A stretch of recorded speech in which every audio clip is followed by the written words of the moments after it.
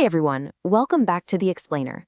Today we're going to demystify one of the absolute most useful and, frankly, most storytelling-friendly tools in English grammar, the past continuous tense. If you've ever wanted to set a scene, describe a dramatic interruption, or just really emphasize how long something took, this is the exact grammatical structure you need. So let's break it down piece by piece. Real quick, here is our roadmap for today. Part 1, the formula. Part 2, ongoing versus completed actions. 3, the interrupted action. 4, habits and used to. And finally, part 5, the stative verb exception. All right, let's jump right in. So, what were you doing at 10 p.m. last night? Just think about your answer to that for a second. Seriously, picture where you were and what was happening around you. Because the grammar you instinctively reach for to answer that, maybe you were watching a movie or you were scrolling on your phone, that is exactly what we are unlocking today. It's the tense that drops the listener right into the middle of your timeline. Part 1, the past continuous formula. To get us grounded, we're looking at a classic example from Raymond Murphy's highly respected English Grammar and Use. It basically perfectly visualizes two people right in the middle of doing something.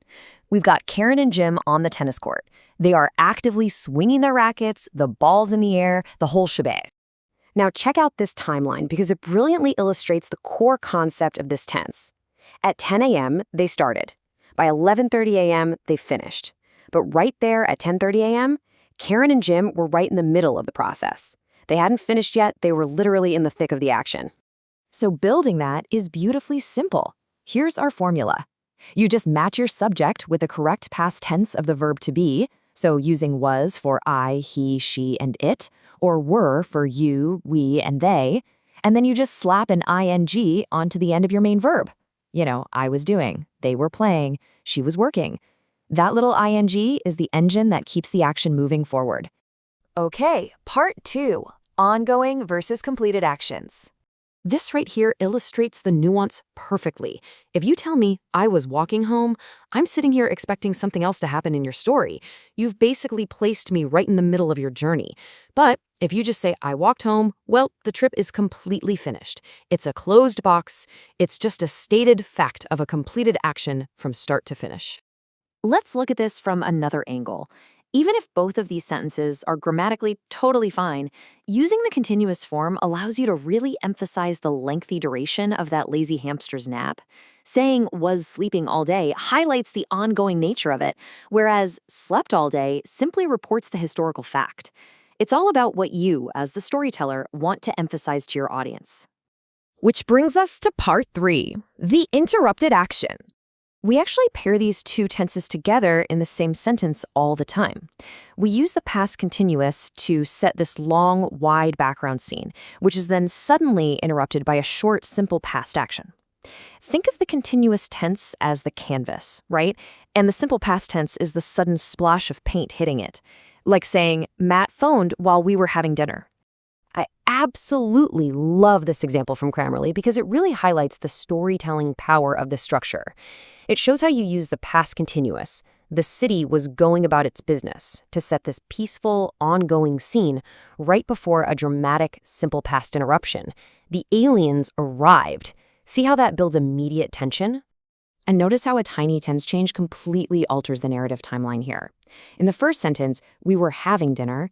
Karen walks in and interrupts a meal that was already in progress. But look at the second sentence. We had dinner. Both actions are simple past. This means one happened after the other. Her arrival actually triggered the meal. Like, we waited for her to get there, and then we started eating. Moving on to part 4, habits and used to. Now, let's talk about a super common trap for learners. For repeated past habits, we ditch the past continuous entirely and rely on the phrase used to do. So if you want to say you jogged every single day when you were younger, you don't say I was jogging every day. You say I used to go jogging every day. It instantly signals to the listener, hey, this was a regular habit, but it's totally stopped now.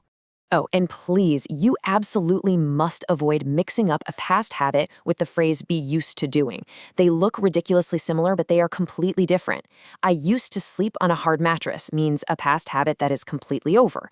But I am used to sleeping on a hard mattress, that describes your current comfort level. It means you are familiar with it right now. So don't let the word used trick you into the wrong time frame. Finally, part 5, the stative verb exception. Okay, so there are these strict rule breakers called stative verbs. These are verbs that express internal states, conditions, or feelings rather than physical actions. And because they describe a state of being rather than a process that evolves step by step, they can almost never be used with an ing in the continuous tense. For example, let's look at the verb know. Because knowing is an invisible mental state rather than a physical process you are actively performing, we're forced to default back to the simple past tense. You literally cannot say, we were knowing each other. It just sounds wrong. It has to be, we knew each other well. And this brilliantly illustrates the rule with feelings, too. Let's say she sat there for 3 hours, feeling the desire to leave the party. Even if it was for a long, continuous duration, want is a state of mind. No ing allowed. So it just has to stay in the simple past. She wanted to go home. So now that you've totally mastered the mechanics of looking back into the middle of a past action, I want you to think about your own timeline. The past continuous is basically the ultimate time machine for storytelling. Keep practicing, keep painting those vivid backgrounds, and ask yourself, if you could rewind and pause your life exactly 1 year ago today, what ongoing story were you writing?